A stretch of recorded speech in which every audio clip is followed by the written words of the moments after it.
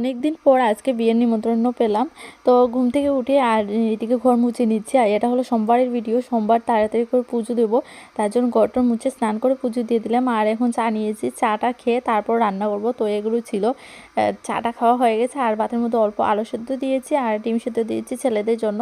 আর ছোটো আলু সেদ্ধ দিয়েছি, মাছ দিয়ে রান্না করব। আর এই মাছ দিয়ে, রুই মাছ দিয়ে ছোটো আলু সেদ্ধ করে ভেঙে তারপর এটা দিয়ে রান্না করলাম। আর কাঁচকলা সেদ্ধ দিয়েছি, দুপুরের জন্য কোপ্তা বানাবো, কোপ্তা কারি। আর এদিকে রান্না হয়ে গেছে। তো এখন আমি আমার বরকে ভাত দিয়ে দেবো।